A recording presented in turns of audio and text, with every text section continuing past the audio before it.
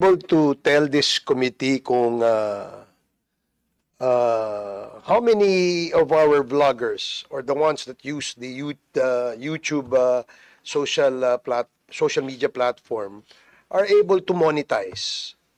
Would you be able to tell us that?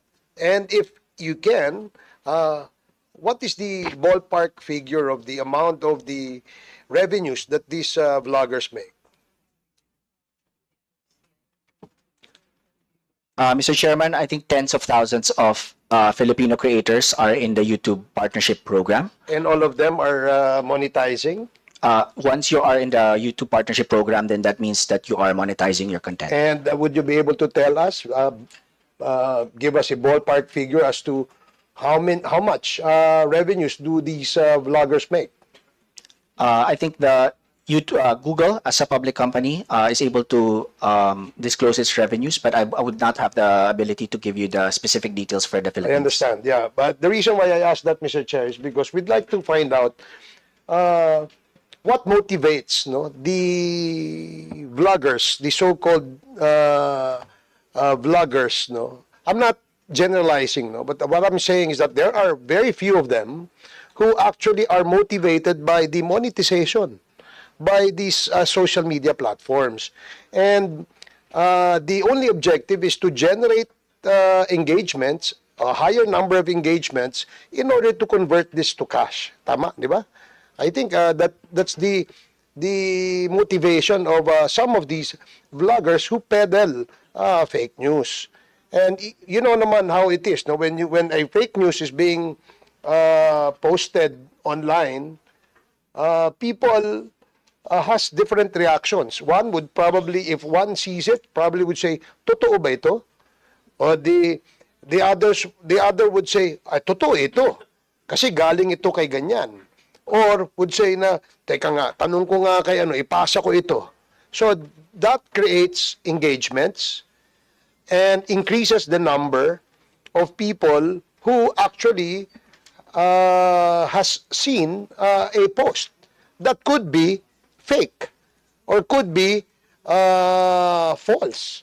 So, anong mechanism meron si YouTube to be able to limit, if not eliminate, these kinds of peddling of falsehoods? Mr. Chair, I'd just like to share some relevant provisions of the advertiser-friendly guidelines which all YouTube creators need to comply with. So some of the things prohibited are inappropriate language, shocking content, hateful and derogatory content, as well as incendiary and demeaning content. Does YouTube recognize vulgar languages or let's say yung pagmumura? Does YouTube consider this as obscene, vulgar, therefore gives them the right to take it down? In certain cases, that might fall under incendiary and demeaning. So let me just read what is stated. Content that is gratuitously incendiary, inflammatory, or demeaning may not be suitable for advertising. Okay, so kasi the reason why I asked that, parang it seems that napapabayaan natin yung mga nagmumura eh. Di ba? Kung yung taong na nagmumura, na gumagamit, nagpo-post ng kanilang mga content online ay nagmumura, karakter na ho nila yun. Maaaring pinalaki sila ng mga magulang nila na pinayagan silang magmura. Pero the question is there a mechanism? Yung YouTube ba, pagka nakita niyang nagmumura, yan, kahit man lang sana yung toot, di ba, yung mayroong, paano tawag doon? Yung imbes na nagpatuloy yung nagmumura, parang yung parang ini-stop yung word na yun or something. Meron ba kayong ganong mechanism? So as mentioned, if the content of the creator is already violative of our advertiser-friendly guidelines, YouTube might enforce some monetization policies. Yeah, but do they recognize yung vulgar languages na Tagalog, which gives them a ground to take it down? Do they recognize that?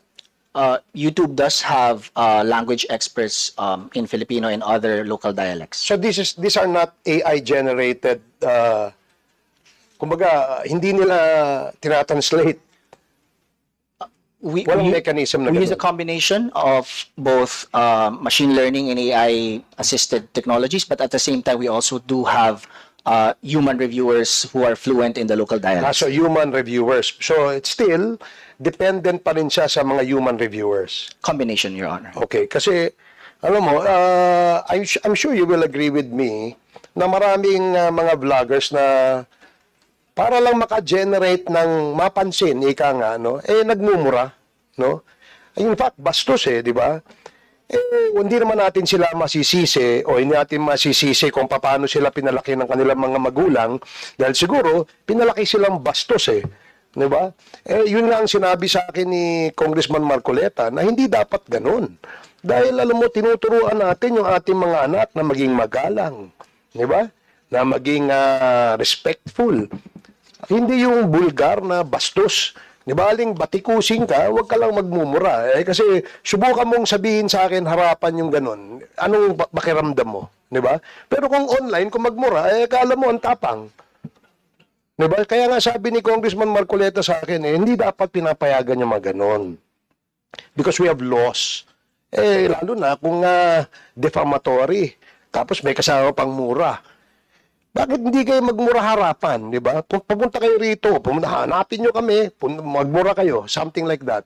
Tingnan natin ano mangyayari. Away itong mangyayari. Kung magharap-harapan kahit nagmumurahan kayo, di ba? Alam mo naman, hindi naman normal yung ganun. Ngayon, because of the advent of social media, people like perhaps maybe expressing their dissent or maybe dislike to a person, to an institution, to an organization by using vulgar language. Di ba? Siguro, pagka ganun yung tao na mura ng mura, hindi mo naman natin masabing walang pinag-aralan yun. Wala lang pinagkatandaan malamang, no? At hindi dinidisiplina ng magulang niya. Kawawa ang magulang nun. Nakakahiya. Di ba? Nakakahiya na yung anak mo bastos, ganyan. Kung magsalita pa ng mga kabastusan, parang walang anak na mga babae.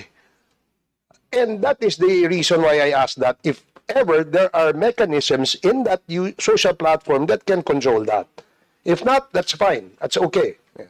Mr. Chair, so let me reiterate, all content monetizing with ads must follow our advertiser-friendly content guidelines. And one of the advertiser-friendly guidelines is inappropriate language. Content that contains profanity or vulgarity at the start or throughout the majority of the video may not be suitable for advertising. And some of the enforcement mechanisms that can happen to a creator that violates these policies are: number one, withhold, adjust, chargeback, or offset earnings or payment. Number two, limit ad revenue from the video. Number three, suspend participation in the YouTube Partnership Program. And finally, suspend or even terminate the YouTube channel. Okay.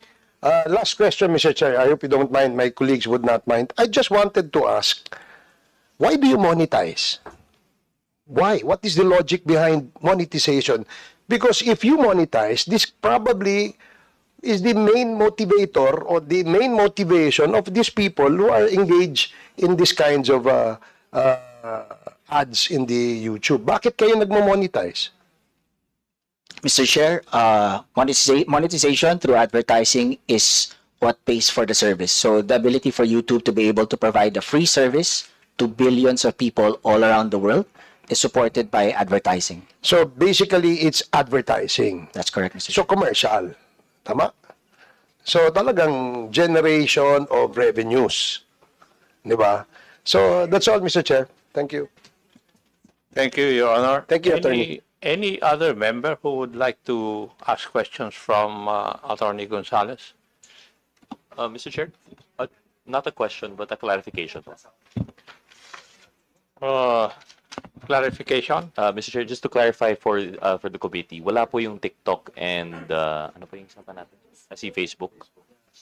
Mr. Chair, just to clarify, wala pong Facebook and TikTok attending po today, no? Comsec?